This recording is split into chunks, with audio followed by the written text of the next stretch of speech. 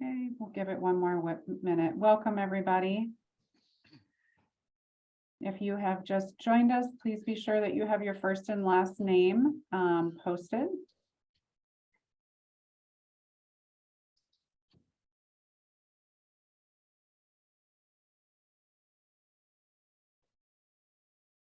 Okay. Well, it is 5:32, so we want to honor everybody's time tonight, and we will, I see that people are still joining and still coming in, and I think that is okay, but we will get started because, as you can see, we have a lot of wonderful community partners with us tonight that have taken time out of their schedule to join us. And I just want to give a big welcome to all of our panelists, but most importantly, all of our residents that are joining us here tonight for our community cafe. It is now a Zoom cafe because we've needed a little bit more space and with an overwhelming interest in the community. So we thought instead of running out of room and a short amount of time to find a bigger venue, that this was a really good alternative thanks to technology and to have the webinar, and we can have all of our presenters here. So our interest tonight and our goal with our community cafe is to really talk about Eastmark as a whole. And we've been having a lot of conversations in our community around how do we preserve Eastmark in the special place that it is? How do we preserve the beautiful spaces that we have and all of the residents' investment in their homes and in this community? And because it's part of our vision here at Eastmark that it's not just one entity that does that. We have a vision of co-creating and collaboration. It's what built Eastmark, is on collaboration and partnerships, and it is what will sustain Eastmark in collaboration and partnerships. And so this conversation tonight is to learn and to understand a little bit about who those partners are that work with us on a daily basis and are part of our community and doing just that and sustaining the beauty and sustaining the safety and all of the things that we are really committed to. And again, that makes this a really special place. So that is the goal tonight, and we will hear from each one of our partners in just a minute as we go through this. And their goal is to tell you who they are, what their role is, and what they do within the Eastmark community. We will also have a conversation about how you can engage with them and what we can do here as community members and what all of you can do as residents. Because we've shifted to this format, we welcome questions. And we have had a few that submitted questions early on. That is the only way, because of a webinar format, that questions can be asked. So if, for those who are listening, if you move your cursor around, you will see on the bottom of your screen a little icon that says Q&A. If you click on that, you should be able to submit a question.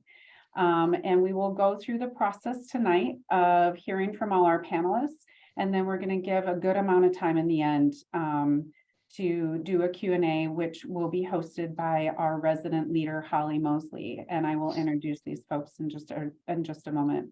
We'll have Matt introduce them. So be sure that if you have questions, we want to hear them.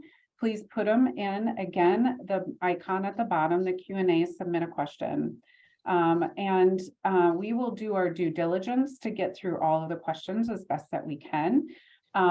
If a question isn't pertinent to tonight's topic, we will loop back around with you. We will keep the question, but we'll loop back around with you. So this is where it's really important that if you submit a question, the question needs to be attached to your first and last name as a resident here in Eastmark for us to be able to ask it. And then also if it's something that we can't answer tonight or we run out of time, that we promise we want to get back to you. So again, first and last name as your registered resident here in Eastmark. Have I forgotten anything? Claudia, Matt, our resident leaders. Okay, I am going to turn it over now to the wonderful residents that actually worked really hard to pull this together and have them introduce themselves. And I'm going to let Matt, who's going to facilitate our conversation tonight, kick it off. Thanks so much. Great. Thank you, Trish. Good evening, friends. I'm really happy to welcome you to the first community cafe for community life for 2023. If you don't know me by my name or face, I am Matthew Law. I'm the resident elected board member for the Eastmark Community Assembly here in Eastmark. And that's one of the three governing entities that kind of make up the whole association set here in Eastmark. One of the Assembly's main goals, as Trish mentioned, is to help foster relationships and partnerships with both our residents and all of our community partners. And tonight, I think this is really awesome. We brought together several of our community partners to talk about how we can keep that vision in Eastmark alive, how we can maintain our assets and really the value that we place in not just our home, but also our community. As many of you know, we've grown a lot since we last had a meeting like this, and we have so many new residents, and we've all kind of done new things, and we're in different places. And so as a community like this, especially with one this size, we have some growing pains and some other things that come up over time. And that's why we wanted to make sure we got all of our partners here together to help discuss what they expect from us as residents, and to talk about what they're doing and what partnerships they've got built together to keep us a safe and vibrant community. And most importantly, where to go if we ever need assistance or have questions or want to come up, have a great idea for something out there. So tonight's cafe is brought to you by several of your Eastmark leaders. I'm going to let them all kind of say hi here in a second, but we've got Becky Gulcher, Holly Mosley, Myra O'Farrell, and myself. And we are from Eastmark Leadership, and that's a program that runs every year. So if you're curious, drop Trish a note, and the next one will start again in January. But it's an awesome place for us to kind of get a little more insight into how things work here, the community, and an opportunity to bring these wonderful conversations together. So if they'd all just like to say hi and kind of wave, please do, and I'll kind of talk through a little more while they're doing that. Holly Mosley will be moderating our questions tonight. As Trish said, please use the Q&A button at the bottom, and that'll make sure that all the questions get recorded and in. Myra has offered to take notes on actions. So any ideas, anything that comes up from this, we will be recording that and trying to turn those into great action moments going forward. And then Becky and I will be here to additionally take notes, say hi, and kind of walk you through the night. So I don't want to take up too much more time here, but tonight joining us, we have Dr. Sweninger with the principal of Eastmark High, along with his school resource officer. We have Brett Burton, supervisor with the Mesa Park Rangers. And then we have Commander Rash, this is awesome. He's our brand new commander of the Superstition Division. I think he's been in place for about a week. And with him also is Don Blake and a number of his colleagues who are here to help answer questions. So we've got a really great collection of our community partners who are here tonight to have a great conversation with you. So with that, I am going to hand it over to Dr. Sweninger to kick us off. Good evening, everyone. I'm going to make sure that I'm unmuted. We've been at this virtual thing for years now, and I still have yet to make it out of one of these meetings with running the mute button correctly. So everybody can hear me okay? Thumbs up, we're good? Okay, thank you. Can I just say I really appreciate this time to be able to share who we are at Eastmark High School, and to be able to be a part of these conversations.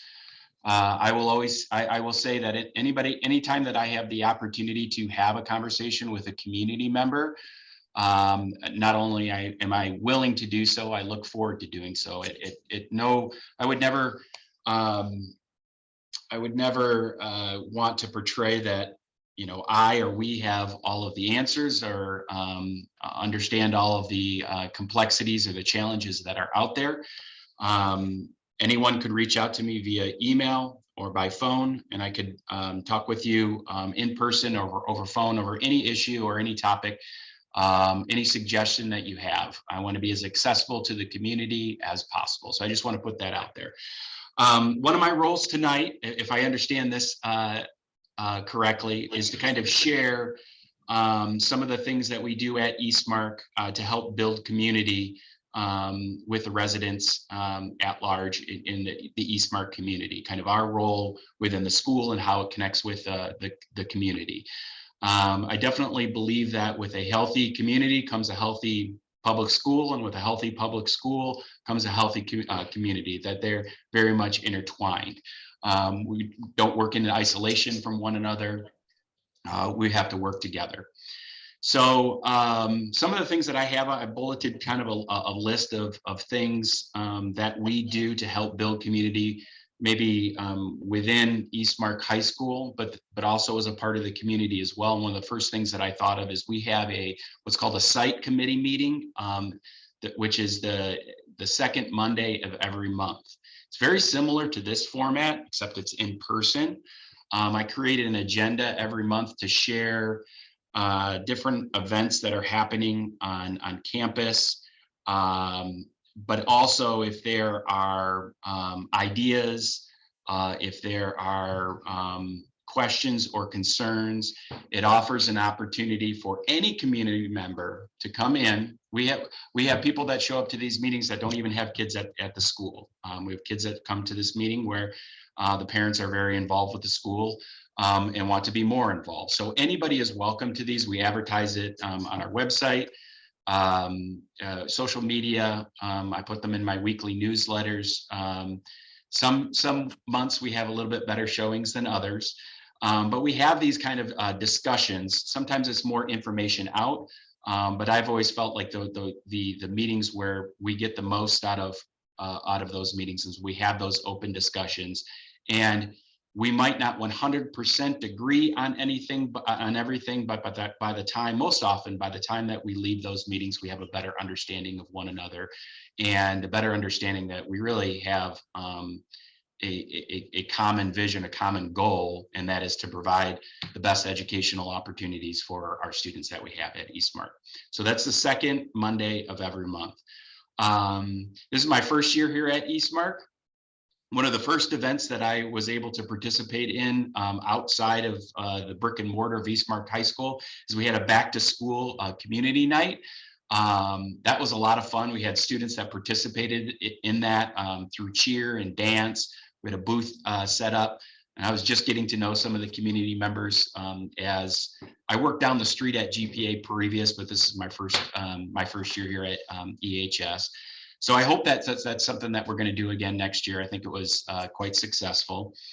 One thing that is very, I don't know if this applies directly, but I'll put this out there, is that we have our own district cafe events, and it offers an opportunity for residents, nonprofits, business members in the community to partner with our school community.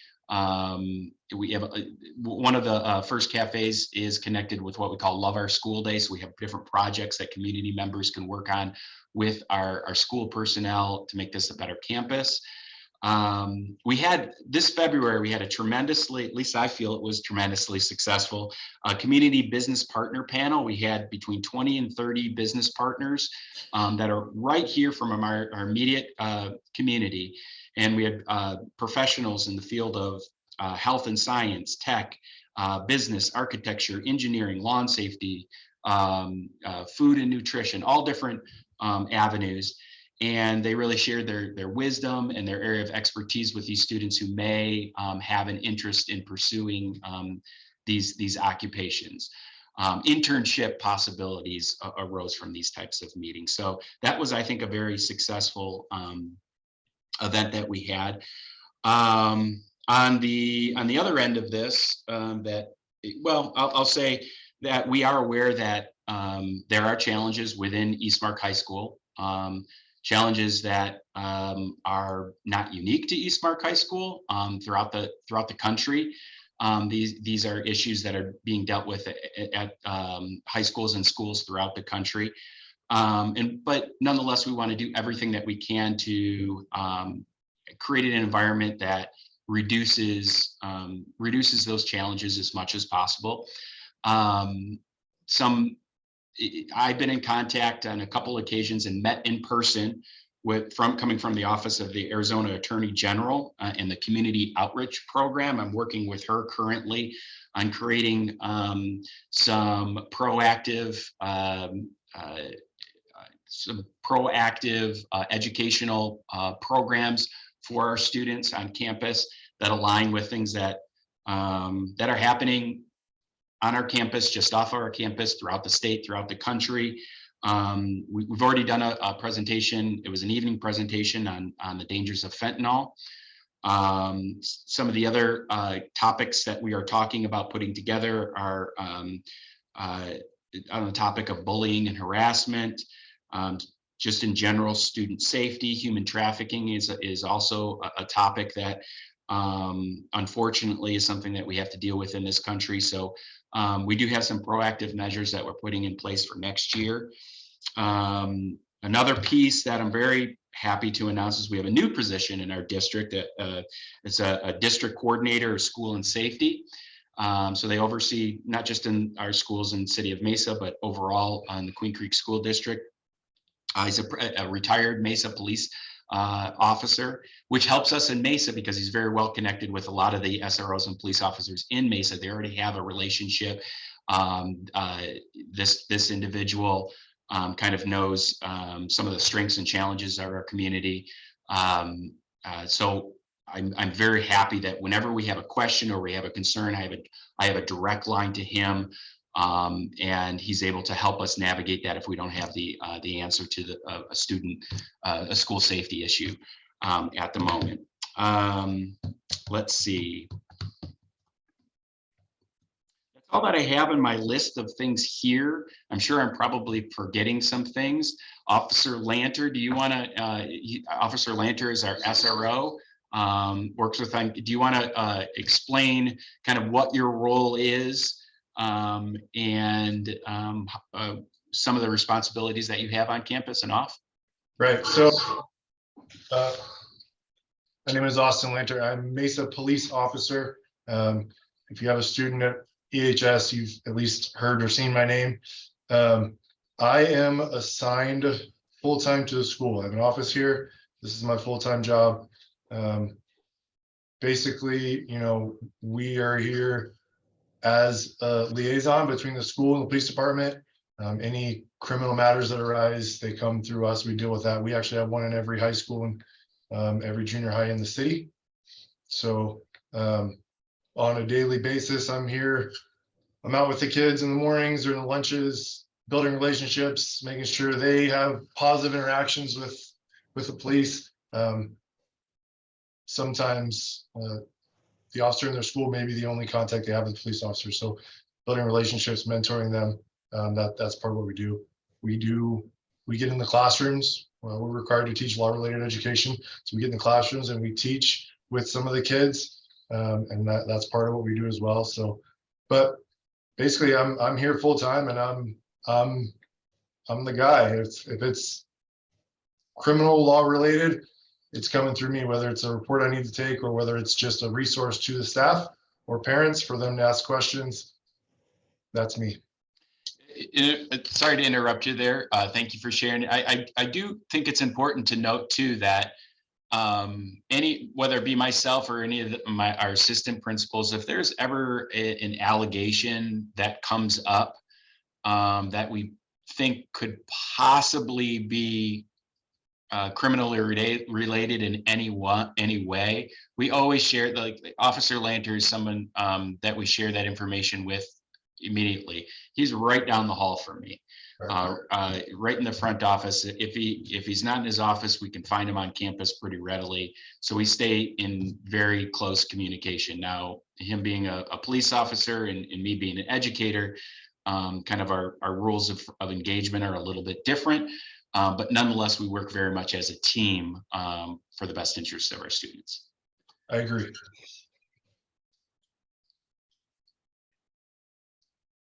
I don't have anything else. Okay, well, Dr. Swanger and Officer Lanter, thank you so much for coming on and kind of giving us a little bit of that. I know that Dr. Swanger does have to another engagement tonight, so he might pop off here in a few minutes, but just wanted to say thank you for coming on and I know I just learned a few things myself. So I think that was very helpful.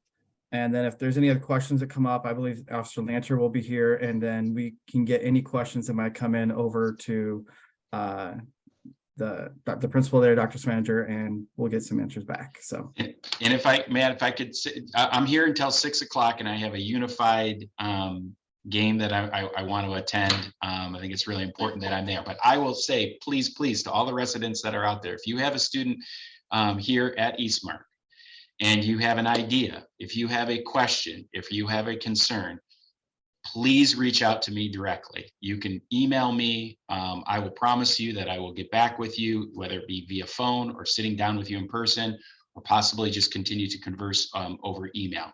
I don't want to do this job alone. I can't do it alone. I want the input from everybody that's out there. And even if we can't find it, that perfect solution, the goal is always to walk away better understanding each other, and hopefully everyone understanding that, we're in this role because we want what's best for our kids and what's best for our community, truly. And we hope that these aren't just words, that the more we get to know each other, maybe there are those that are on here that we already know each other well. It's always my desire that the actions match the words that we have. Oh, I just wanted to also say thank you before you depart, because I know we wouldn't be able to at the end. And then for those, we've had some folks join us part of the way through, Matt. So I just wanted to remind everybody that if you do have a question, we do welcome them. And even if our wonderful principal has to jump off, we promise to get him any questions that come up here that we're unable to ask. So if you move your cursor and you'll see at the bottom of your screen, it says Q&A. Please be sure to start submitting your questions now as they come up, and we will collect them. So thank you. Thank you, everyone. Thank you again. And couldn't have said it better myself.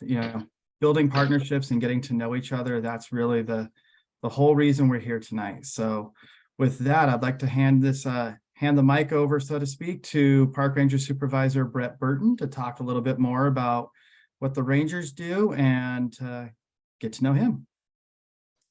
Thank you, Matt. So I'll give a brief overview of the Park Rangers.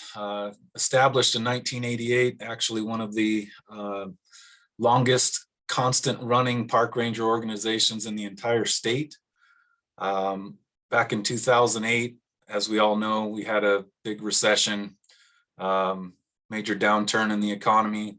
The Park Ranger program was one of the largest hit programs in the city. We had 35 park rangers back then to patrol 55 parks, and we were reduced down to 3 park rangers.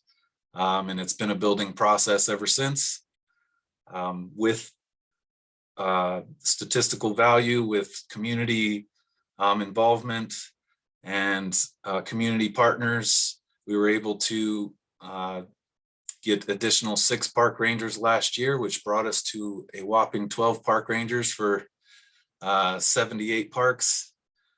We now have, if any of you've watched the council sessions, we are getting an additional 4 this year. So we will have 16 park rangers. Big, amazing thing for us. We greatly appreciate it. But that didn't come from just being out there and doing our jobs. That came from having relationships built with the communities around us so that people can really understand who we are, what we do, and to make sure that there's value in that, and that we're getting calls for service from folks that know we're out there and that need assistance. So that was huge. I did attend a Eastmark HOA meeting a couple of years ago. I do recognize Matt being there back then before he was in his current role.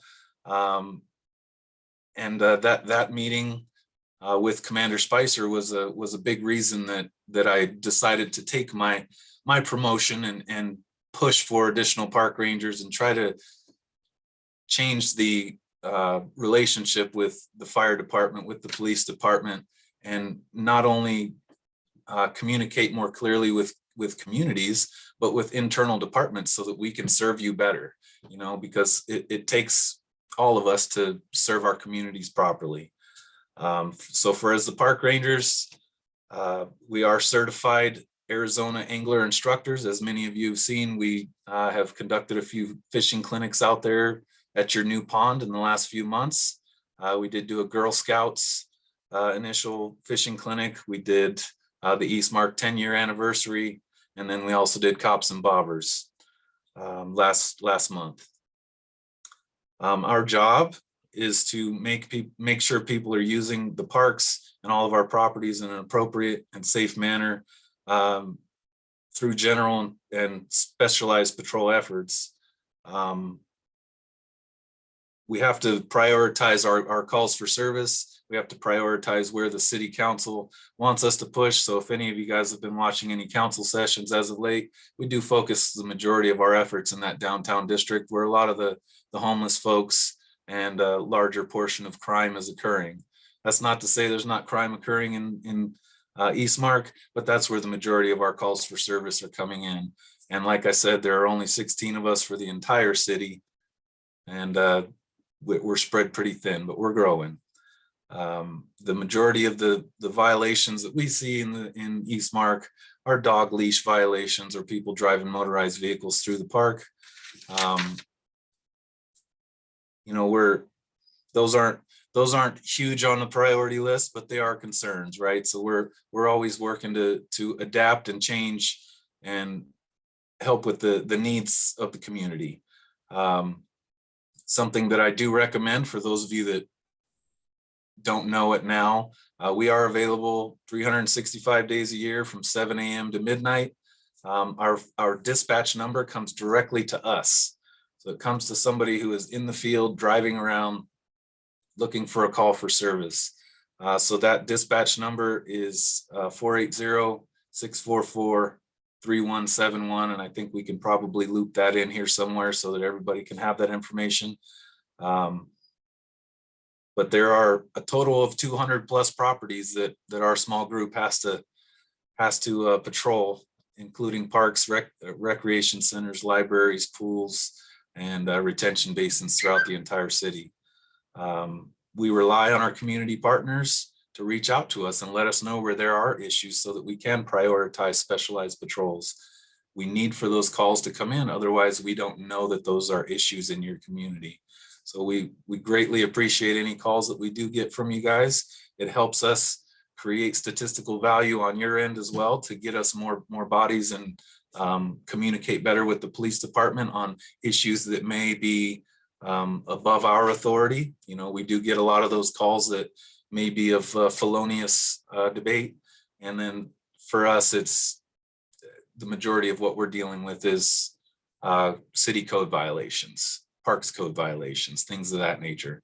But regardless, we need to have those calls for service come in for us to know that there are issues in your community. Outside of that, that's all I got. Brett, could you give that number one more time? Just 480-644-3171. And we'll also send that back out in our wrap-up items as well. And maybe one quick question here is there a time that, you know, you would rather people call park rangers over maybe just hitting 911, or is there a good kind of blend between this is what we're here for versus what should be police, or hey, call us anytime for whatever? Could you give a little more ideas on that? Yeah, so if it's a general concern for somebody's safety, then we want you to definitely call the police department. If it's an ongoing issue that's not putting somebody in direct harm, then you can certainly call us. You know, we find a lot of people that are walking their dogs off a leash, or you get some teenagers that might be riding their golf carts through the park. You know, we absolutely love those calls. We'd love to take those. That's not necessarily something that we need to send a police officer out and use their resources for something that we can handle. And I think General rule like of thumb is too. if somebody's in danger, then call them. And I think something like that too. What's your idea of, you know, are you able to hand out tickets, or is it an educational force? What's kind of the park rangers focus and goal when you're out there? Yeah, so for us, we like to use what's called the progressive enforcement. Our general thought is to educate folks first. We don't want to make a simple parks violation into a criminal violation. Everything that we issue citations for is a misdemeanor offense, so we don't want to go that route. We would prefer that we educate folks and give them the opportunity to use the parks in a safe and appropriate manner first. And then if it's something that's a progressive issue, then we move forward with those criminal citations. Thank you. All right, as a reminder, if you do have any questions that you'd like to, or that come up that you have that pop in your mind, go ahead and hit that Q&A button at the bottom. Supervisor Burton, thank you so much for that. Again, I remember you there a couple years ago, and it is very helpful to know. I, at the time, didn't really understand we had park rangers. So that's great that we've got so many more bodies now, and that keeps growing. Okay, with that, I will hand it over to Commander Rash. Thank you, Matt, and good evening, everyone. It's a pleasure for myself and the rest of my team from the Mesa Police Department to be here tonight. We're grateful for your time and attendance here, and I want to just introduce myself. I'm the newest commander for the Superstition Division. I'm not the newest commander in the police department, though. I've been a commander for about a little over 4 years. Prior to coming here to the Superstition Division, I was the commander of our Metro Division, which has a lot of different areas, everything from our air unit to school resource officers, our traffic unit, our counterterrorism unit, a lot of different areas that I've had the opportunity for the last little over 4 years to lead. And now I have the opportunity to come out here to the Superstition Division and lead the patrol division here. And I'm grateful for that. I am I've been with the police department for 29 years, have seen a lot during those 29 years. I am a Mesa native, born and raised right here in Mesa. Grew up in South Central Mesa, went to Holmes Elementary, Mesa Junior High, Mesa High School. So I'm really familiar with Mesa and love Mesa. Always wanted to be a Mesa police officer from the time I was a little kid. And I'm also a resident in the Superstition Division. So I'm a member of the community.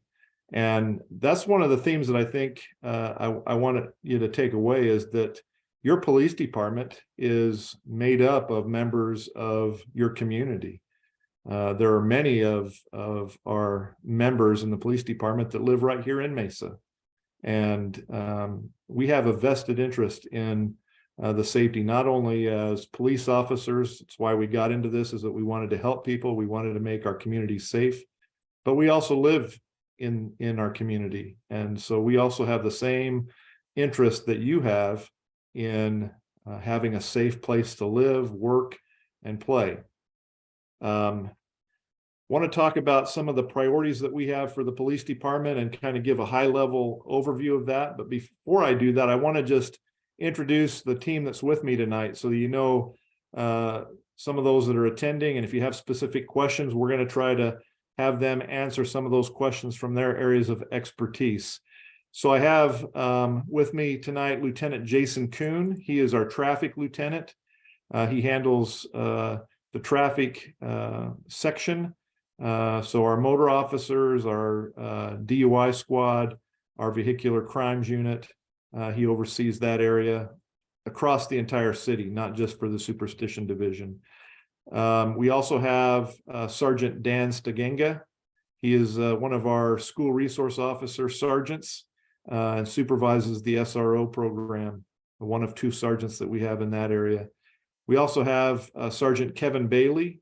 He is a criminal investigations unit sergeant and supervises our nighttime detectives here in the Superstition Division. So specific to the Superstition Division, the area that covers Eastmark, he leads the detectives that handle criminal investigations. We also have Randy Wilson, who is our aviation administrator. He runs our aviation unit, and is also a pilot, very experienced pilot. And I know that there's been some questions about the air unit. When you see the police helicopter overhead, we will definitely give him a little bit of time to just talk about when you see the helicopter, what does that mean? I think people usually immediately go to, oh, there must be some really bad crime happening if they've got a helicopter overhead. That's not always the case, and I'll allow Randy to elaborate on that. We also have Brian Bellows with us. He's one of our community action officers here in the Superstition Division. He wears a lot of different hats, kind of a jack of all trades, if you will, but one of his primary missions and what he's tasked with is engaging with the community, developing relationships with the community, going in and identifying problems in a neighborhood and responding to those problems and developing solutions for a neighborhood, a community, and working directly with that community to solve a problem. Does an excellent job. I've only been here. This is the start of my second week. And I can tell you already in what I've seen from Brian and his partner, Jason Flam, they are incredible at what they do and really do a lot to solve neighborhood problems. So let me go back to, let me forget, Don Blake, sorry. Last but definitely not least, Don Blake is our crime prevention officer here at the Superstition Division and has an incredible role. And I go back to crime prevention because when you think back to Robert Peel, who started the London Metropolitan Police, came up with 9 principles of policing that still apply today. One of those principles talks about how you gauge whether a police department is being effective, and that is by the lack of crime in a community and preventing crime before it occurs. So Don Blake has absolutely one of the most important jobs in our department. So I bring her up and introduce her last, but she really is one of the most important roles in the police department. So what do we expect from the community? Number one, the community is so vitally important to the police department. And we can't do our job without you. And we have to have great trust. You have to trust us as your police department that we're going to do our job. But we also need a collaboration and a collaborative effort. I love the vision of the community of partnerships and that collaboration that takes place, because that is so critical to having a community that is crime-free. So from the police department standpoint, we look to the community as being the eyes and ears of the police department. In the Superstition Division, we have 75 square miles. I have 148 total employees. Of that, 135 are sworn officers. Of those 135 sworn officers, I have 80 patrol officers to cover that 75 square mile area 24/7, 7 days a week. So we are spread thin at times, and we're constantly looking at how we can be more efficient, more effective in deploying our resources. And we choose a model. We've been doing this for a long time. We use intelligence-led policing methods, and we follow the philosophy of data-driven response models. So we look at the data and we drive where we deploy officers based on data and intelligence information that comes to us. We have a ComStat process that we've been doing since way back in 2005 is when we implemented the ComStat process. And that holds our officers, our supervision, commanders of divisions accountable for the deployment of police resources to ensure that we're deploying those finite resources in the best, most effective and efficient way. So when we talk about what we need from the community, we need you to be our eyes and ears. If you see something that is suspicious, if you see a crime, we want you to report that to us. even if you feel like, well, there's nothing the police department's going to be able to do. We see this sometimes in lower level crimes, maybe a criminal damage or something that is thought to be, well, the police can't do anything. I don't know who did this crime. I don't know who the suspect is. There's not going to be anything that the police department will do. We still need you to report crime, because we take all of that data, that intelligence, if you will, and we utilize that in assessing the picture of crime in a particular neighborhood, in a particular area across the city. And that's how we base deployment of resources, is looking at the data that we get. And that data comes from lots of different sources, but one of those primary sources are the community and their reporting of crime to us. I want to just highlight, and I don't want to take a lot of time, but I want to highlight a couple areas that we've really been focused on citywide. In the superstition division, we have a very safe division. I pulled our calls for service for the last year for the superstition division as a whole, as well as Eastmark itself. And I want to just highlight Eastmark in your community and highlight these crimes, or these calls for service, if you will, to highlight how safe your community really is. The number one call for service in Eastmark over the last year has been burglary alarms. And a lot of those burglary alarms end up being false alarms, the vast majority of them. Only about 10% actually end up being a actual burglary. The second call for service that's the highest in Eastmark is for city code violations. And then the third highest call for service is in reference to welfare checks. When we get a call to go and check on the welfare of a resident, whether it be someone that maybe has made a statement that might have been taken as a suicidal statement, or someone that, a family member that can't reach someone, they ask us to go and try to make contact and do a welfare check on someone. That's the third highest call for service. You didn't hear me say robberies, burglaries, all the other crimes that we might think of, because your community in Eastmark is relatively safe. And the city as a whole, I've heard Chief Cost talk about this. There's a couple different studies out there that have been done by independent groups. One ranks Mesa as the seventh safest city in America. When you're looking at major cities of over 500,000 people. There's another study that looks at communities of 500,000 to about 800,000. We're ranked number 2, right behind Virginia Beach. And so we have a very safe community across the city. And Eastmark also remains very safe. Are we without crime? Absolutely not. There's still a need for the police department, unfortunately, and we'll continue to do our absolute best in providing service, using intelligence-led, data-driven methods to deploy our resources to be effective and efficient, and continue to engage with the community and continue to build relationships and come to the table, even at times when we have to answer some hard questions.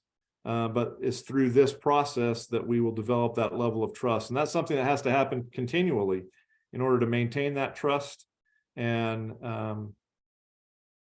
accomplish our mission. We can't accomplish our mission without you in the community.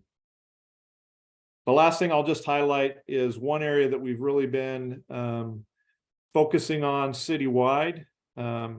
We have a relentless crime fighting model. We've always, since I've been a member of the police department, have attacked crime relentlessly. We do that very well.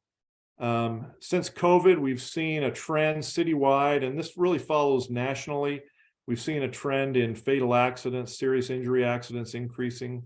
I know that's a concern of many, especially down in Eastmark. We've been putting some effort into that. I'll tell you that this year we were tracking over the last 10 years, we've been trending up in fatal accidents across the city. This year alone, beginning from January to March 15th, we had 16 fatal accidents.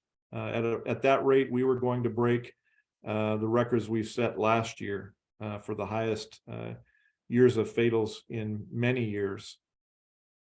So we came together citywide. We work with the traffic unit worked with our patrol divisions, as well as our city transportation and city engineering, to look at developing a program to reduce and turn that trend around.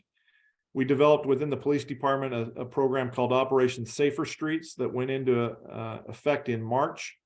We ran the first round of it March and April. You may have seen some information about it in the news. That was a citywide approach. We looked at our top accident locations for serious injury and fatal accidents over the last 3 to 5 years. And we looked at time of day, day of week, and we were very surgical in deploying our limited resources to those areas during those times. In the first 75 days, we had those 16 fatal accidents. Following that, in the next about 50 days, we had 0 fatal accidents. And that just highlights that our enforcement efforts do work, and we're going to continue this operation throughout the remainder of the year.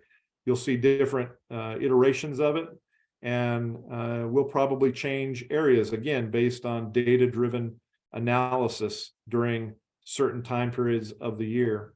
But we believe we'll make make some headway. And you've seen some things. Hopefully, you've seen some things down in Eastmark as well. We've had to deploy resources that typically we wouldn't deploy in a traffic situation. Our street crimes unit, you may have seen some unmarked units doing traffic stops. That was part of Operation Safer Streets.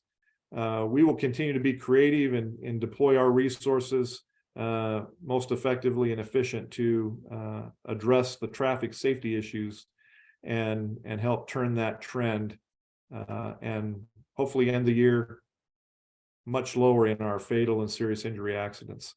Also with traffic, I don't want to take all of Jason's thunder. We also partner with our transportation unit. We meet with them every other week. We discuss every fatal accident. We look at locations, and we look at addressing this from the standpoint of education, enforcement, and engineering, three-prong approach. So in some locations, we may be changing traffic signal timing. We may be changing some of the engineering aspects of a particular intersection to address fatal accidents. It's not just enforcement that's going to reduce our fatal accidents. With that, I'm going to end because I could continue to go on about our team and all the work that we do, but let me just end with this. We can't do our job without you as the community, and we really value our relationship with the community, and we'll continue to strive to do our best to provide the greatest public safety service that we can to you. And we need your input and feedback in order to do that. Thank you. Thank you very much, Commander Rash. That was great. And I'll say I have seen some of those Operation Safer Streets measures out and about the community here. So I'll admit I may have hit my brakes a little bit too after I saw a car or two hanging out. So it's a good reminder, and thank you to all. So at this point, I do want to remind everyone, I know I've got some things I can tee up here. I'm about to hand it off to Holly. If you have any questions, any ideas, thoughts, anything you'd like to ask any of our panelists today, please drop it into that Q&A button. That's what we're here for, is to hear from you, to ask us questions, and then hear from our partners. So with that, Holly, I'll hand it over to you if you have any questions that were pre-submitted or submitted now. Yes, hello. We had 2 questions that were pre-submitted, and then we've only received 2 so far this evening. So we'll start there. The first question that was submitted online was safety concerns regarding 2 different neighbors about 4 houses apart. Home number 1 says the renters that have multiple police incidents, shooting on New Year's, which was 2 people were shot, and a recent arrest at the home made by the U.S. Marshals, guns drawn, and used a flashbang for an out-of-state warrant. Home number 2 is a group home, parentheses, sober house, multiple police incidents within the first week of operation. 1 individual was arrested for a warrant out of Colorado for a violent offense. We are scared and we don't feel safe. We don't know who is staying in these homes. What advice would you give us? I think that that's a good question that I'm going to turn over to Sergeant Bailey and also to Officer Bell or Detective Bellows. They've been here in the division longer than I have, and they have some historical knowledge. So I'd like for them to address those, and then we'll go from there. Thank you, Commander. Can everybody hear me? Okay, so the shooting that occurred on New Year's Eve, 2 individuals were shot. Detectives were called out that night. There were multiple people detained. However, the investigation didn't turn over any investigative leads. Not everybody was as cooperative as we'd like them to be, but our detectives came out and interviewed, worked the scene, and did as much as they could. As far as the U.S. Marshal search warrant, I was looking into that. One of the individuals involved in the shooting was the subject of an arrest warrant that the U.S. Marshals executed, and he was taken into custody without incident. I understand that it's concerning that your neighborhood, that there's these critical incidents, but there are far and few in between, which is a good thing. But whenever you see something or hear something that concerns you, definitely call us and let us know. That way we're aware, like Commander Rash said, that way we can come out and assist.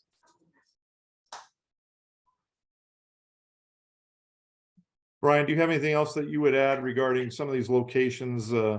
I think sometimes some of these locations can be due to Airbnbs or rental properties where maybe you've got kind of a high turnover of residents coming through. Yeah, with the Airbnbs, they're not something that we regulate so much. However, I know that Airbnb does do a fairly good job about regulating their properties. If a location is an Airbnb and you see it having consistent issues, definitely reach out to us, but also reach out to Airbnb and see if they'll allow you to submit a complaint.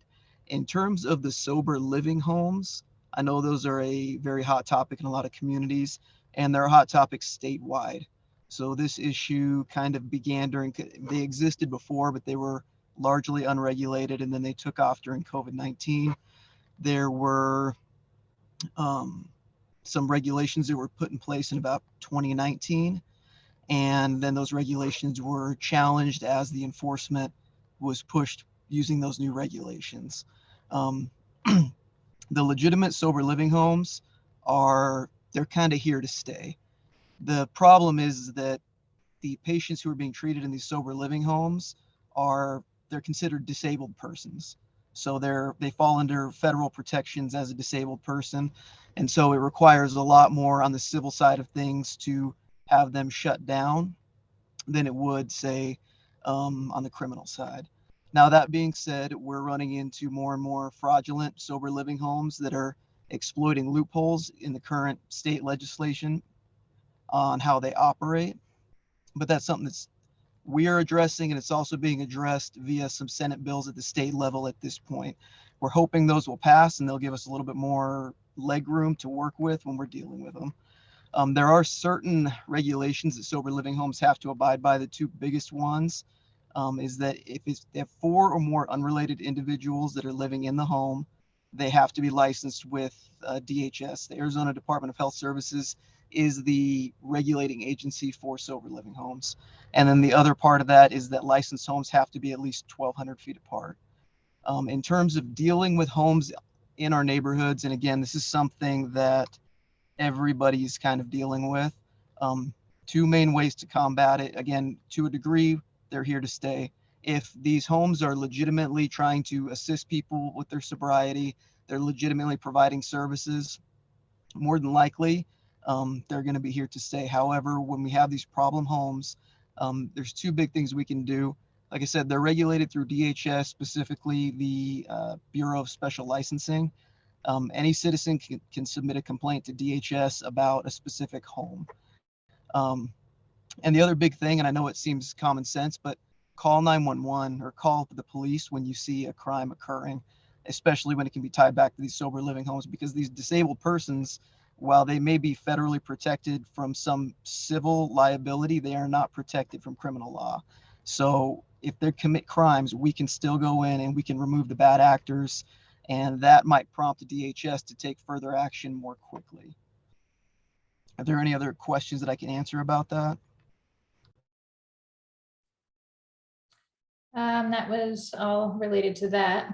Actually, Holly, I want to ask just a follow-up real quickly. So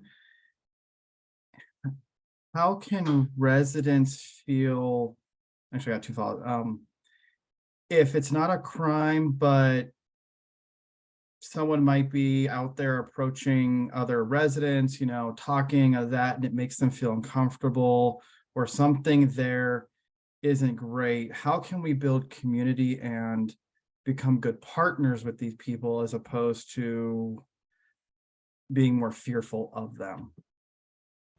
So, and that's actually part of what was pushed back in 2019, is they were more or less trying to force these sober living homes to adopt good neighbor policies where they were required to engage with community members, but they fought back. And again, because they are considered disabled persons, they fought back, and it still kind of hangs in limbo in the court system as to the requirement of the management companies to implement these good neighbor policies. Some of them just do it because they want to be good neighbors. Some are more about the money that they get from the insurance companies. And so that's what they're doing. In terms of interacting with these individuals that are coming from these homes, unfortunately, it's not illegal to be weird, for lack of a better term, to be somebody that makes people uncomfortable. However, there is a line, there's a line when does behavior go from being just socially kind of awkward to inappropriate to harassment. If you have somebody who has been asked to leave, somebody's knocking on your door, you've asked them to leave, somebody's following you down the street, you've asked them to stop, anything of that nature, and they are continuing, then that's when we call that criminal behavior. It's suspicious behavior at that point. That's when you would call the police and at least let us have a conversation with these individuals. And again, I think they talked about the guy who got arrested on the Colorado warrant. That is a good thing. If he's arrested on a Colorado warrant, it means he's in Colorado and no longer within the community, making people feel unsafe. And again, the more interaction that we have as police with the people that are in these homes, the more we get to know them, the more that we can monitor what they're doing, when they're doing it, and know, more or less when they've crossed the line. Something might be minor, but if we've dealt with it 4, 5, 6, 7 times with the same individual, same conversations, we might decide to take somebody to jail for disorderly conduct versus just give them a warning like we might normally do if we've never met this individual before. Right. Thank you, Officer Bellas. That was actually some really good information. I think that's some good things for everyone to hear. I think it's also, I would just add one other thing there. I think it's important for community members themselves, neighbor, down to the, almost to the block, that people know each other, that who your neighbors are, that you're not afraid to talk to your neighbors and get to know your neighbors and watch out for each other. I live in a neighborhood that's been doing block watch parties. We do them twice a year. We've been doing them for 20 plus years. Everyone on the street knows each other. We know each other by first names. We've raised our kids together. We watch out for each other. My neighbors, if I accidentally leave my garage door open, I'll get a call as late as midnight, 1 o'clock in the morning, or I'll get a text message saying, hey, your garage door's open. That's the kind of relationships we need to have with our neighbors, because that is what's going to help us prevent crimes to begin with. and also be attuned to when something's out of the ordinary in the neighborhood. If you know who your neighbors are, you know their comings and goings. You know, when I leave to go out of town, I know I have a couple neighbors that I can trust and tell them, hey, I'm going to be out of town, and they'll be kind of watching out. If they see anyone around my house, they'll know, hey, I need to cue in on that. So I think knowing your neighbors, getting to know them, being engaged is a positive thing. When it comes to these homes, I agree with Brian, and perhaps getting to know the manager, or if there's a main contact, that may be another way to attack it and go at it. And from the HOA standpoint, I don't know if your community has anything that would be able to be brought to bear on this issue as well. Commander Rash, we have a follow-up question on these lines. They asked, are the sober living homes required to do background checks on their tenants, and are they negligent if they don't? To my knowledge, they are not required to do background checks on their tenants. And the big issue that we're dealing with right now is that if they keep it at 4 or under, they aren't required to register as a sober living home at DHS. Again, these are things that they are part of that legislation they're pushing forward. Is the biggest thing they're trying to do right now is to really tighten up the requirements on who can get into these sober living homes. So again, it's something we're well aware of and we're working on, and hopefully in the next 6 months or so, we will actually have laws on our side that can help us start to really address kind of some of these shortcomings that exist right now. No, thank you. I think my next follow-up actually is for Trish, based on something that Officer Bellas gave us, was about Airbnbs and rentals. I think it's a good point just to kind of remind everyone of the Eastmark HOA rules and what can be done if we should find out about via Airbnb or similar here. Yeah, under our Eastmark Residential Association, it is no tenant can be allowed to rent less than 180 days or 6 months.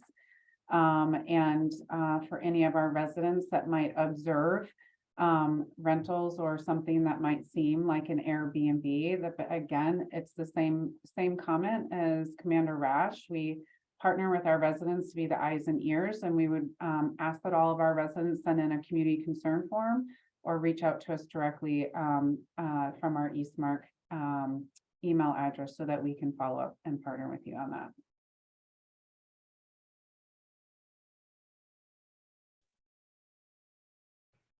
All right, Matt, do you have any other follow-up questions, or you want me to go on to the next one? All right. This might be a Trish question too. Why are amenities not gated and have security cameras with key card access? Well, the skate park for one, but now that I think about it, the neighborhood parks too, maybe not gated. I'm just wondering why, if we have such a significant graffiti and vandalism problem, why we don't utilize security cameras or active neighborhood watch, etc. That's a great question. And I'm actually gonna talk about the first part, and then I'm really glad that ended with neighborhood watch, because I'm gonna partner with my good friend, Dawn Blake. We could talk a little bit about neighborhood watches. That is something we're interested in, and I'm gonna let her talk about that, and that'll actually be an action item at the end. The essence is, why don't we gate and why don't we close things off? And what I want to point to is that the original intent of Eastmark is to have connection. There's purposeful design within Eastmark to have walkways and converging spots and not a lot of gates, because again, we want to be a cohesive community, a community that's engaged and connected. And it was intentionally built and designed to do that. So it's why you don't see a lot of closed off areas within Eastmark, and why we do meetings like this to maintain that.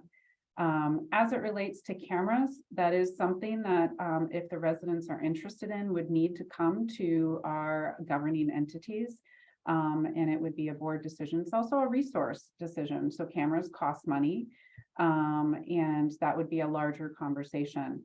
We have 76 neighborhood parks, just to put it into context as far as how heavy of a lift that would be to have cameras in all of our parks. So we would love to depend more on eyes and ears and maybe neighborhood watches. As it relates to the skate park, I can tell you it has been something that has been open to conversation. And again, we always encourage our residents, if that's something you're interested in, please come to a board meeting and bring those interests. And I know that our board would take it under consideration. What I would love to do, though, I'm really glad, again, the neighborhood watch, is I want to ask Dawn to share a little bit about the neighborhood watch program, what it is, what it isn't. And then Myra, let's keep that as an action item for us to follow up on. And we will do a call out to the community for anybody that might be interested in neighborhood watches and see if we can support that within the community. Okay, thank you. So Neighborhood Watch is basically all the neighbors knowing each other. Okay. Like, we talk about, everybody wants eyes and ears on everything, and we have to count on you as the community to watch out for each other. When we were all younger, we all knew our neighbors and we all watched out for our neighbors. And just like who mentioned it? I think the commander mentioned it, that somebody, he has a neighborhood watch. So if they see something, they're willing to talk to each other about it. So what I would like to do is, after this, Trish and I and where'd she go? Oh, Claudia, we can set up a meeting for people who are interested in neighborhood watch. What it is I either need a captain or two co-captains, or a captain and a co-captain, and it's not hard work. What it is getting your neighbors together twice a year is all I count about, and getting to talk and say what's going on. Because what you guys have to be, as the commander mentioned, is you have to be our eyes, because we can't be everywhere. If you see something, you say something, whether it's a crime in progress or not crime in progress, or just something that you're concerned about. Like if you see your neighbors and then you haven't seen them for a while and they didn't say they were going out of town or something, you might be concerned about what's going on in the, at the home. And maybe that might be a call to police for a welfare check or something like that. Because, people know each other, you get to know your neighbors. So it's not a hard thing to do. I'd like to discuss this further about, in a formal block watch meeting that we can have later, and invite people just to hear about it in depth. But what it is just watching out for your neighbor, and it's not going and checking on people. It's keeping your eyes open. If you see something, you say something, or if something feels wrong or something like that. Because like I said, back when I was a kid, we all knew each other, and this generation now has started to pull away from that. Don't get in my business, and we don't want to be in your business. What we want to do is just make sure everybody's okay and taken care of. Make sure if you see somebody walking around that doesn't belong in your neighborhood, question it. Do not approach. It is not patrolling, and it's not approaching somebody, that you don't know, because you don't know what they're there for. That can be a call in. It's just keeping your eyes open and being aware. It's not confronting or policing or anything like that. I had one neighborhood that says, oh yeah, well, we get in our golf carts and we patrol at night and we'll talk to people at night. That's very dangerous in this day and age. All we want you to do is keep your eyes open for us, since we can't be everywhere all at the same time. So I'd like to discuss this further, and that's just a very broad, basic, really not too much said about it, but it would take me the whole meeting, and I know Trish doesn't want that, so.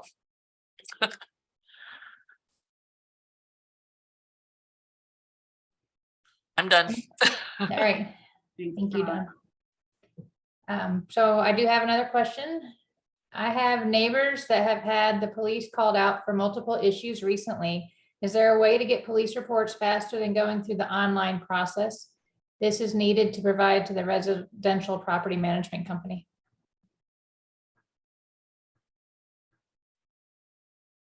Who knows about police records? Well, I can do a little bit on it, only because like our apartment communities are TriStar, so they get notification of when police are on site, and they get to know if a report's written or if it's just a dispatch note, if no report's written. Records is behind, it takes a while for them to get out, so there isn't really a way, because I can't provide a report to somebody, because it's got to go through the channels of getting it has to go through the process of getting approved and everything else. It does take a little bit of time.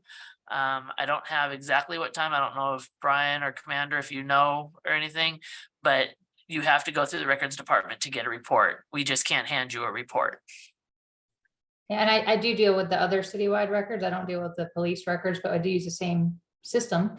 And I know that the requests have to be submitted and a lot of that stuff has to be redacted, and the police department has an entire team of records Right. personnel, and Well, they thank you. are always behind. Like there's so many nowadays that people are asking for, so.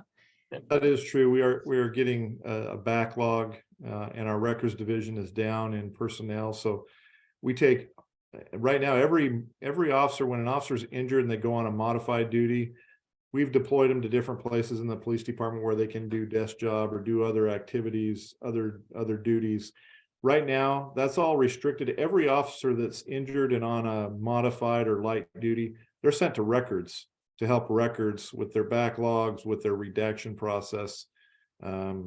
So I can do a little bit more research on what their current backlog is and get a little more information. I can share back out with Trish, and maybe there's a way we can get that information out to the residents on requesting records and what that backlog looks like and what we're doing to correct that. Hey, Commander, if I can throw in one quick thing.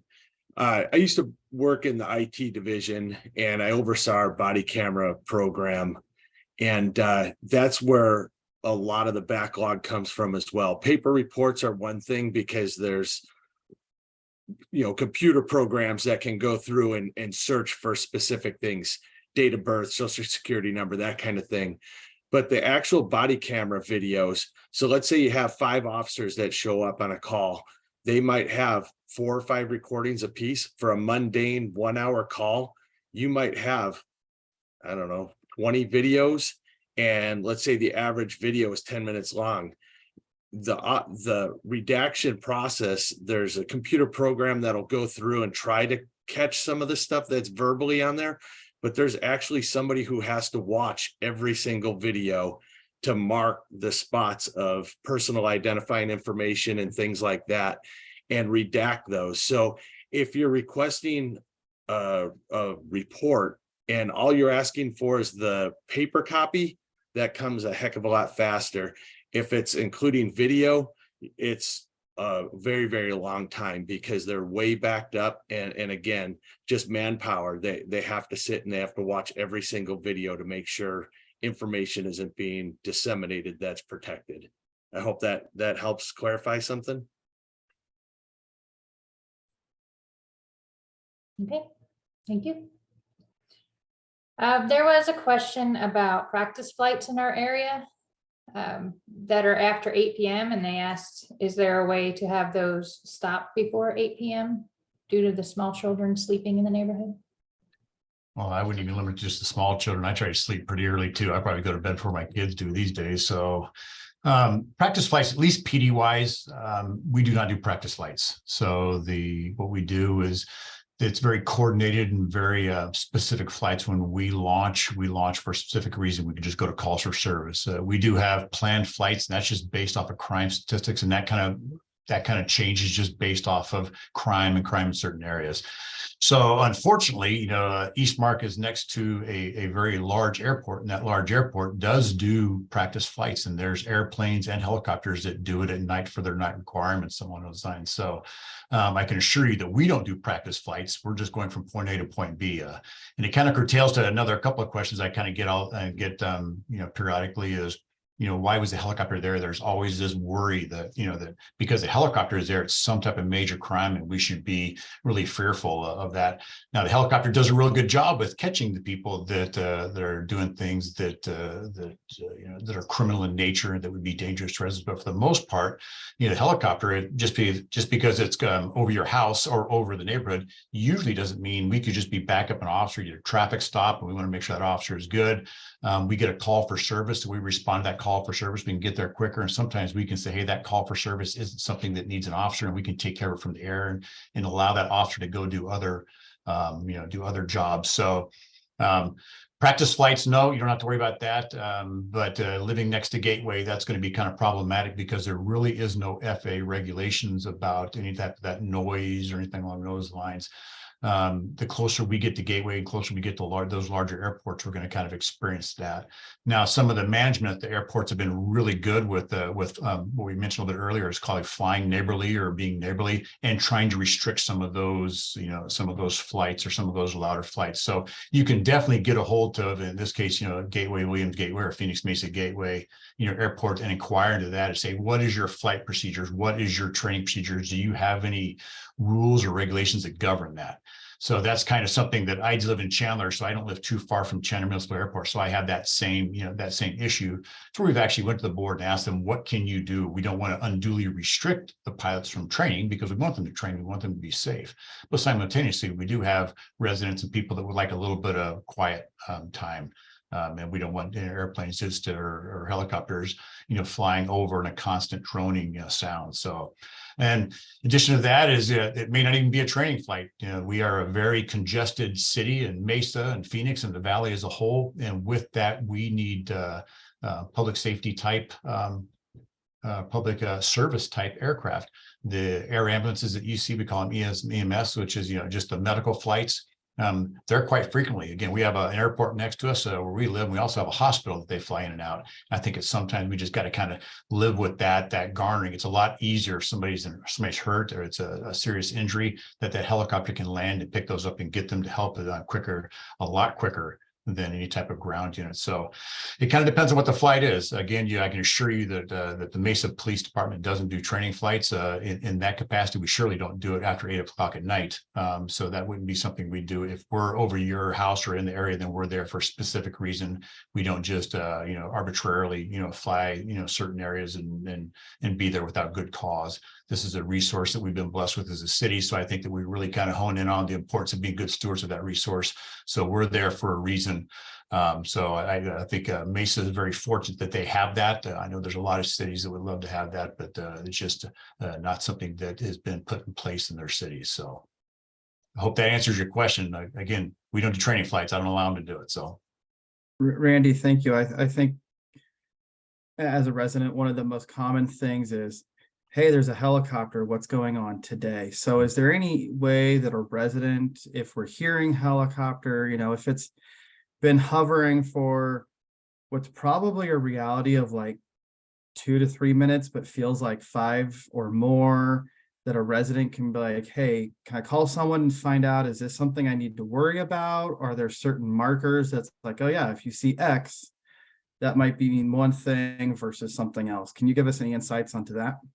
I'd say two things. Is probably a good, at least visual indicator, is if the helicopter is orbiting and it's got that big spotlight on, that usually means we're looking for something specific. Now that could be a person, that could be, any number of things. It could be something really easy, like we have a missing, a missing child or a missing adult or somebody who is lost and we need to help find that. And that's, to be honest with you, we do that quite frequently, especially at night with, with adults that get, they get lost or children that get lost, and we help out a lot. Is also to listen to the helicopter if you can hear it. If we're looking for somebody and we need the residents to help us with that, like has been mentioned several times through Dawn and through Commander Rash, is we depend on you as our partners to help us. If you hear a PA, we'll make a PA announcement to the helicopter, hey, we're looking for this person, we're looking for this child, or we're looking for this adult, or we're looking for this person. Or we'll give you the admonishment. If it's a serious enough, please stay in your house. If you see something, call.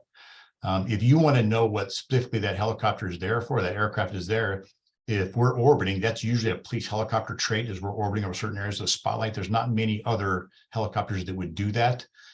So calling the non-emergency line for the Mesa Police Department is a good start. Is say, hey, and if they have time to answer, they will. They're really good with that. I've done that myself in Chandler. When we had a helicopter come over and it was a MCSO, and I just called, I didn't tell them who I was, and they told me, hey, we're there looking for this person, he's got a warrant. So if they have the time and they have the knowledge and they want to know what we're there for, then they're usually good about telling you. So the good rule of thumb is if we got spotlights on and we're making PA announcements and ask you to stay in your house, stay in your house. If we're asking you to help locate or see if you see a child or you see this person with this description, then please just kind of go out and, be our eyes and ears and let us know. Say, hey, I found the child, we'll hold him here, or I've seen the adult, or we've seen what you're looking for, and just help us with that. So. And Holly, he mentioned the non-emergency number, so just real quick, if people, while people are listening, I mean, I'll get it out too with magnets and stuff, but the non-emergency number for Mesa PD is 480-644-2211. That's all. Thank you, Don. All right, I have a question about community concern forms. Can we send a concern form about a resident or a home that might not be compliant? Submit a form anonymously. So under state statute, if you submit a form and it is requested by another resident about who submitted the form, we do have to disclose. However, what I would say is we're always open to talking to residents about brainstorming how we can solve if there's a resident concern to another resident concern and you might have fear about sharing it. What I would say is reach out to us and our team here. Let's talk about what the concern is. If you just are talking with us, it is anonymous. We wouldn't share that, and we would brainstorm with you and how to problem solve that directly with your neighbor. If that's not a problem, we'll sit and work with you as well. So yes, if it's submitted, we don't disclose it immediately. If it's requested from us, we have to disclose it. But again, we don't want people not to share concerns, or if there's something going on in the community because of that, we want to problem solve with you. So come down to Mark or submit an email directly to us outside of the community concern form, and we'll work with you on it. Yeah, Holly, I had an idea actually, even before this, I could do a Q&A, but it's a good segue, and maybe it's good for Officer Lanter. One of the things that I wonder about is if a student or teen or young adult or someone is in a situation and they hear or they know about something that happened, but they don't want to necessarily report it. Like, let's say it's graffiti and they know it's like, oh yeah, Tommy and Janie were out and they sprayed a bunch of stuff somewhere. You know, I don't feel good about that, but I also don't know who to tell. I don't want to get, I don't want peer pressure to get me in trouble because I narked on someone. Is there a great way for parents to provide, an anonymous tip line or some sort of guidance for, hey, we know something, but we don't want to be the one who told? Right. So I was actually having kind of the same thought, but as it relates to rumors and stuff. But I'm always here. I have a phone line here at the school. Anybody can walk into the front office and ask for me. I am a Mesa police officer, so I have contact with all of the officers around me. I generally work with crimes that occurred here at the school, or follow-up that needs to happen based on those things that happen outside the school, but the students go here. So I kind of work in conjunction with the officers on the street. But any information or reports that involve police work can come to me. I may not necessarily be the one that handles it, but I can make those contacts. And like I said, I'm always here. I have a phone here at the desk, and I'm available. The thought that came to my mind that I wanted to address is, if you have concerns or questions about something, anything, rather than rely on rumors, call me. I'm here. Call me, get my email, whatever, and come to me as the source. And I can answer a lot of questions and negate some rumors or deal with that. So rather than relying on those, contact me, and I can hopefully give you some answers. But yeah, I may work at the school full time, but I'm a Mesa police officer, and so I can take that information and either address it if they're students, or I can send it off to the detectives and officers that will deal with that. Thank you. Back to you, Holly. All right, I have one more about a sober living house. One called Maria Hacker. Is the sober living house legally allowed to conduct business in our neighborhood without the current or with the current HOA guidelines, is that allowed?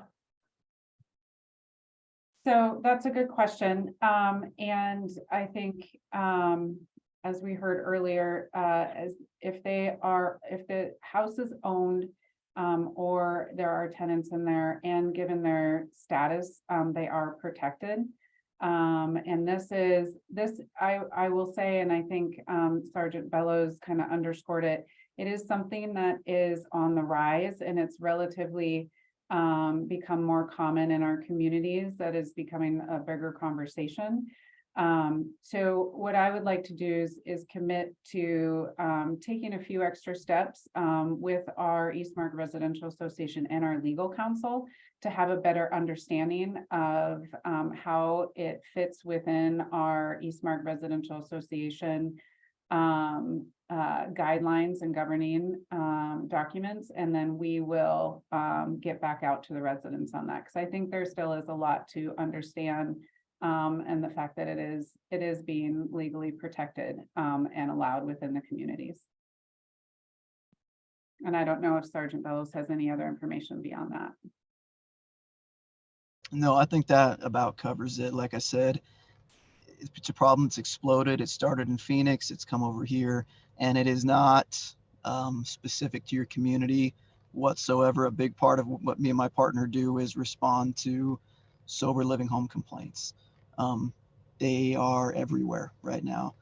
It's a conversation being had in all 4 districts across the city, and again at a state level. And I'm hoping that, again, within the next few months, we'll have a lot more teeth when it comes to attacking some of the problems that have been created. But for the time being, address the individual concern. You know, if there's an individual committing a crime or doing something suspicious, call us, let us come out, speak with this person, find out if a crime did occur, and we can still pursue anything criminal that occurs. There is no protection for that. And somebody else did submit a question, and I assume they're talking about the sober living home, so it's probably been answered now, but they were asking about the homeowners that are able to rent to drug addicted people and conduct a business and have renters with 5 or 6 cars or multiple families living there. And it sounds like if they're registered as a sober house, then yes. She didn't specifically say sober house, but. Yeah, and I think, again, it just goes back to at this time, as long as they are, if they are not, same thing as Officer Bellows has mentioned, if there's any criminal activity or suspicious activity, it should be reported every time. So that there is data being collected. If there is behavior that is happening within the homes that is outside of our association guidelines, it should also then be submitted with the proper channels in a community concern form, or as I mentioned earlier, to come and chat with us a little bit so that we're also aware. So I think it's just going to take us as a community to be closer knit, to be sharing the information until we have more understanding of what's going to take place at a state level. And just to add one last thing to that, we do have the ability as police officers to petition somebody for a mental health evaluation if we can articulate that they're a danger to themselves, a danger to others, or persistently and acutely disabled. This gives us a way to maybe remove somebody from a situation or for the time being, who hasn't yet committed a crime, but is behaving in a way that we don't believe that they're safe to keep there.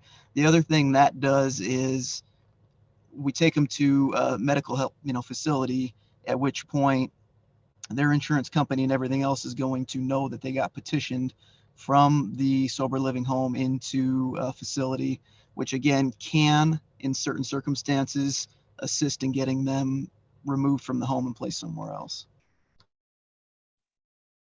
And you mentioned earlier that if they have 4 or more residents, they're registered with GHS, right? Yeah, if they have more than 4, they're required to more than 4 unrelated residents. So there's another issue that we're having, is that there are certain, again, these are businesses, they make money. And so there are some who are targeting entire families based on pre-qualifications for access via their demographics they come from, and bringing them over, and again, skirting the existing legislation so that they can more or less make more insurance money. And, you know, again, something that we're well aware of. A lot of people are well aware of it. The FBI is well aware of it, as well as the AG's office, and we are moving forward with it. But the intention is that they would let the HOA know and they would register. Believe so. The DHS is, I can tell you, they're statutorily prevented from disclosing if a location is a sober living home. So they do have a portal online that you can go and type in a name. You have specifically with sober living homes, it has to be the name of the home. If it's, you know, New Life Recovery Center, if you type in the name, they will confirm if a location is a sober living home. But if you just type in an address, or if you call them and say, is this address a sober living home, they will not disclose that information. Okay, I think that kind of answers that question. Hey, Holly, can I jump back? Yes, please. The person that asked about the rental house with cars and suspicious activity, questionable activity or whatever, there's different avenues that you can report that. The community can report that to the police department as well. So the three that jump out in my mind, you can call the non-emergency number. If it's not a crime in progress, you can request to be anonymous. Crime check is what they put on our calls, but it is an anonymous caller. Hey, there's something that just doesn't look right in my neighborhood. You know, I'd like an officer to go swing by and investigate. I can't guarantee that it's going to be immediate, but over time they'll put in a call for it, and somebody will probably be able to swing by and at least vet it and take a look at it. If you're not comfortable doing it that way, there's two other ways. You could go online and you go to the Mesa Police website, and under you hover over crime and safety on the right side, there's a spot that says submit a tip. And that, once you complete that tip, it's sent to the appropriate district. It might go to narcotics, it might go to whoever. There's different parameters that the system is set up. So like Sergeant Bailey, he's the CID, the investigation sergeant for Superstition District. I just came over to the SRO unit, and I'd been downtown in Central, and I would get probably 3 or 4 of them a day that were coming into us where people were reporting things, questionable activity. Hey, there's a possible drug house. Hey, you need to take a look at this person. They're up to no good, that kind of thing. And our crime analysts will look at it, will vet it. And if it's something that definitely can be worked, if you provide, you know, adequate information, it can be assigned to a detective or an officer, a community action officer, and they can work on it. The other way is you can go on and you can download an application, and it's the Mesa Police Department's application. I don't remember what you just type in Mesa Police on Apple or Google, and you can download that application, and there's a tab, a little chiclet right on there. Same thing. You click on that and you can upload the information and you send it through, and then it's received by the department. And like Commander Rash had mentioned earlier, without us knowing this information, there's a lot of time that stuff would come in to me as the CIU sergeant, and I'd say, I don't know anything about it. Nobody's ever told us about it. And then we can start digging into it and see if there's something that we can work or something that we can do to assist your community, your neighborhood, whatever. So just wanted to throw out a couple options on how to report the information to us. Great, thank you. I did have a request for Officer Lanter, if you could give us your phone number that you were mentioning. Yeah, I was working on typing it in the chat for you. So my desk number here at the school, 480-474-6950. My email, it's standard for police department, austin.lanter@mesaaz.gov, mesaaz.gov. So, yeah, and if you can, whatever you send out later, you can send that out with. I also have a school email. I have a work cell. So Holly or Trish, if you get with me, I'll give you that stuff to include with whatever you put out. Perfect. Yeah, we'll summarize all these phone numbers for everybody as well in a follow-up summary blog. So stay tuned.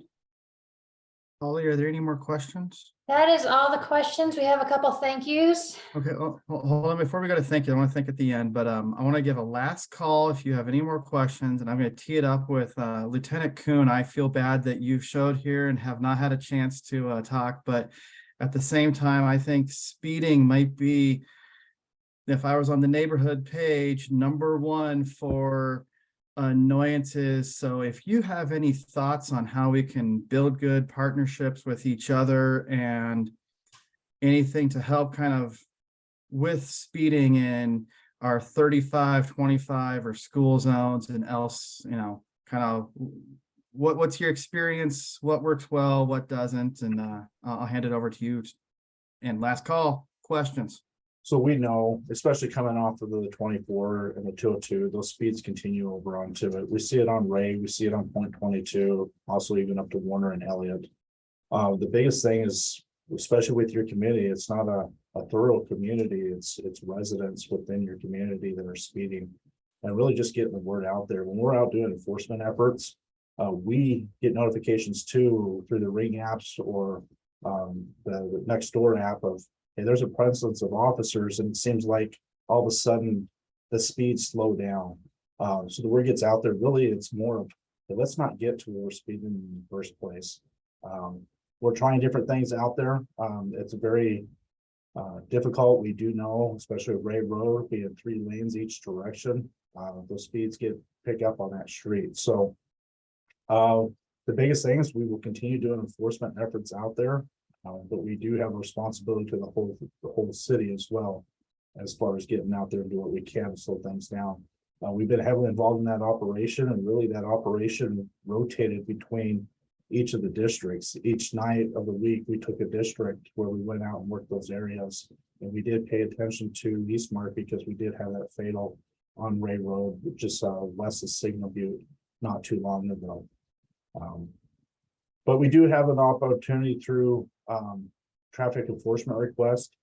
You can also send those requests in if you're having a particular issue. I know we've had some on I believe the Eastmark Parkway, even the small connector roadways that we're having issues on. So please bring those to our attention, and I can also put the link to the traffic enforcement request out on the chat as well.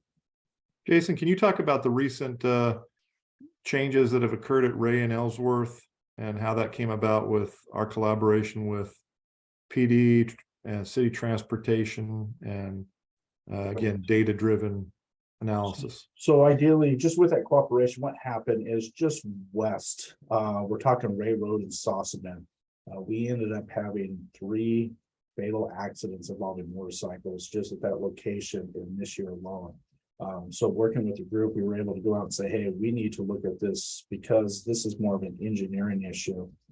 So engineering was immediately able to go out. They were able to evaluate really if you've noticed the left turn flashing at intersections, what they've done is gone back to a protected red now. So the drivers that are in the left-hand turn lane will have a red light until it is their turn to turn, and then it's what they consider a protected turn. Based on that conversation, transportation that actually looked at more intersections out in Superstition, and they've really changed 6 intersections where we were having a high volume of accidents or collisions occurring at, and making them back to protective reds. There was a thought of,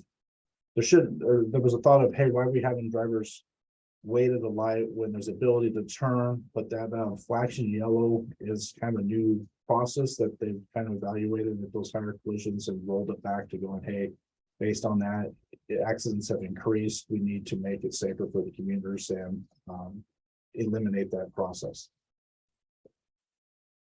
To give a little perspective, I think it's important for you to understand that currently our traffic unit has 12 motor officers that have to cover the entire city of 138 square miles, or roughly around that. That's supplemented obviously by our patrol officers. As they're not responding to calls for service, we ask them to use some of their proactive time to do traffic enforcement. But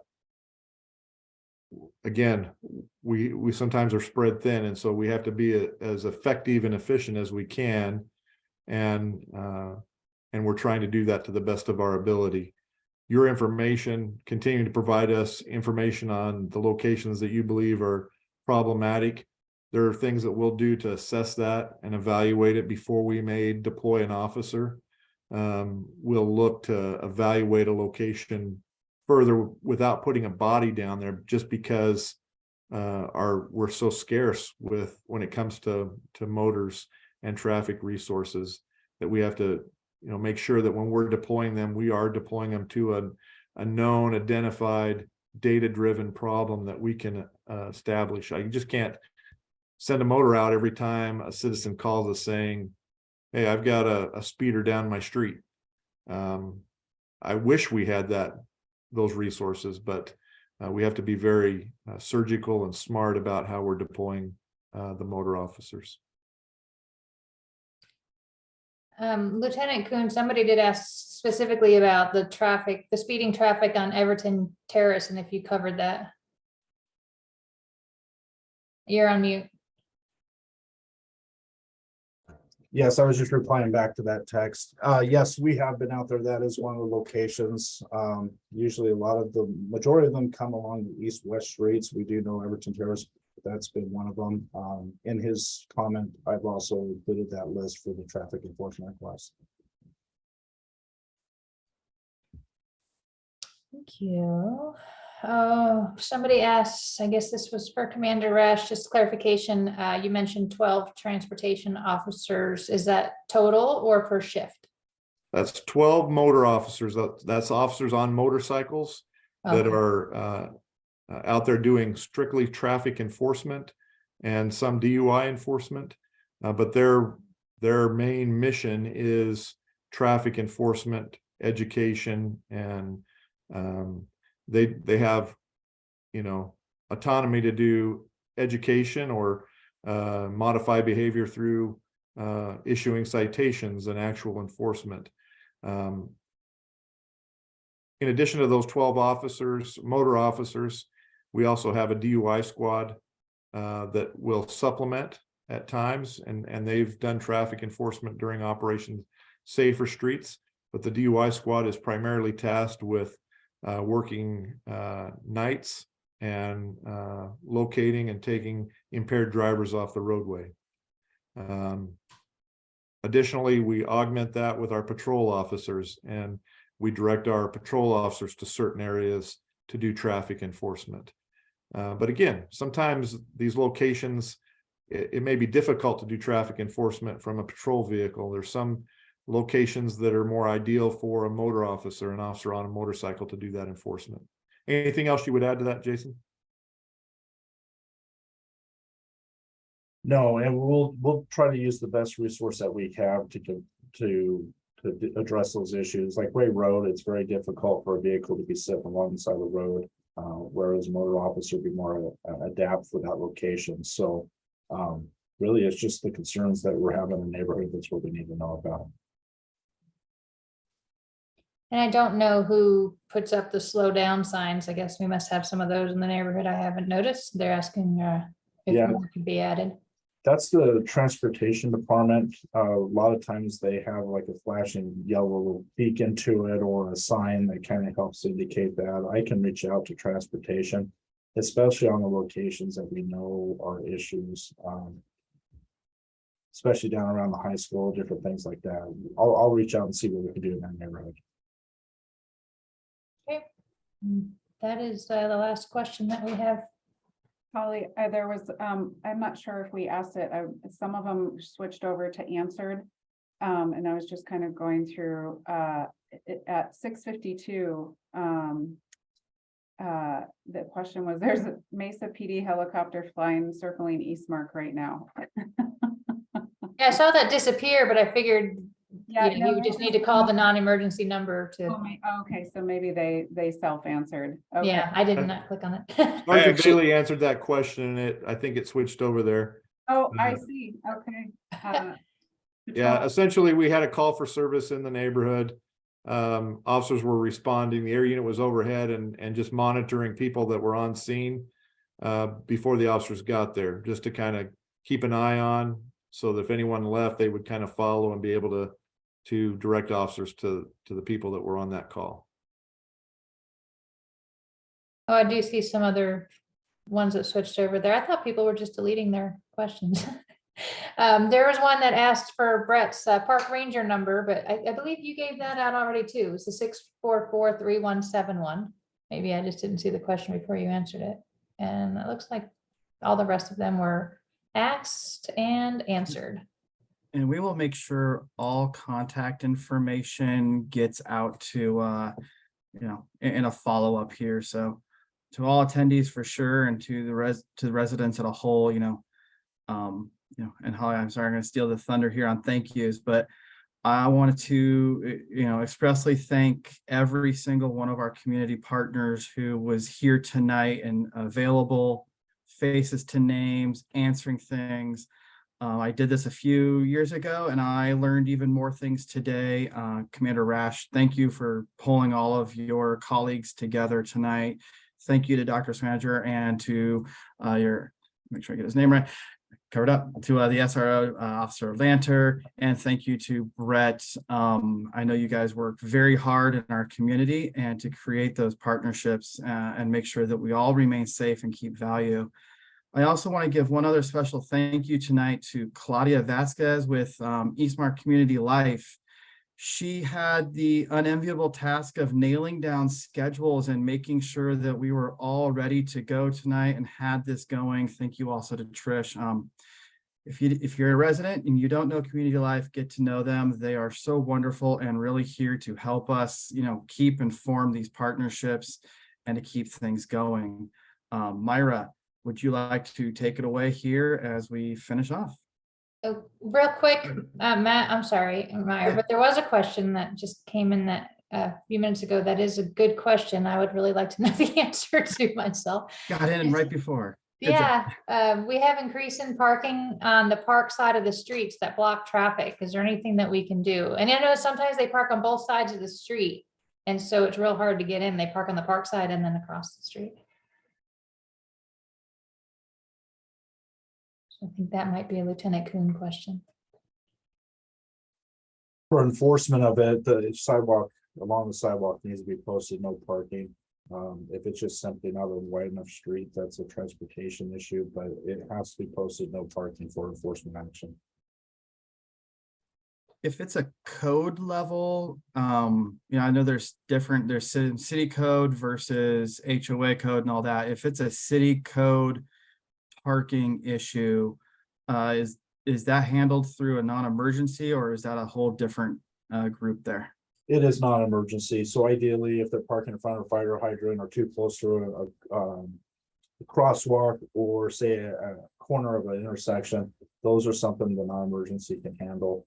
But just simply mere parking against the side of the roadway versus another that has to be posted, no parking for enforcement. And Holly, I'll just, if it's within the neighborhoods and any of our private streets, if I heard the question correctly of, we don't allow parking right along the park side of our streets being so narrow that everybody needs to park on the sidewalk side. If there is a trend in your neighborhood or in your community, let us know. Not everybody knows whose car is who, and so but we do want to know about it. And our team will go out and make sure to place notices and make sure to remind and educate people that they can't be parking on that park side of the street if it's within the neighborhood. So please let us know as well. Okay, so even if there's not a no parking sign, that's just the HOA kind of rule is you don't park on the curbs around the parks. Okay, that is kind of what she was talking about. Okay. Yeah, great. and I just want to clarify, we can't enforce HOA regulations. We can only do what state statute or city code. So there's a difference between what's enforceable versus what you can notify on. And I know most of your people probably know this, the streets inside your neighborhoods are private streets. Those are Eastmark streets. You can tell by the color of the street signs. Mesa police streets. Mesa streets are the green signs, and your guys is all in there are like a copper or a darker color. So just to throw that out there, I know everybody knows it, but just as a reminder. And Matt, if I might say something here at the end before you close us out, I know people are Please starting to do. drop off and we're winding down here, but on behalf of the Mesa Police Department, I just want to thank everyone that's attended tonight. Your community supports the police department. I've been overwhelmed since just coming here with the amount of support that the community gives to the police department. I mean, they're dropping things off for us here at this station all the time. They're constantly thanking us, and that means so much to every one of our officers. We really appreciate that level of support. We feel honored to be serving the community and serving our community. There's so many communities around the country that don't have that level of support for their law enforcement. And we feel very honored to be able to be police officers in this community. So thank you for your support. It means a lot to each and every one of our officers. You are very welcome, and thank you for your support as well. Myra, do you have anything that you'd like to touch off on before we close out? No, I just wanted to say, a lot of thank yous going around, but certainly heartfelt. This was a very collaborative effort, some great information, a lot of information that was very educational for many. Myself, lots of good context that we learned about. Also, we will be sending, Eastmark's a growing community, so we want to hear all of your ideas and questions and concerns. And they will be addressed. It's some things take a little bit of time. They need to be prioritized, need to be vetted, but don't give up.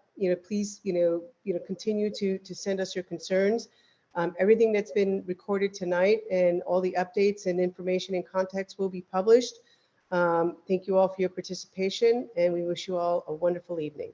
Thank you. Good night. Good night. Thank you. Bye.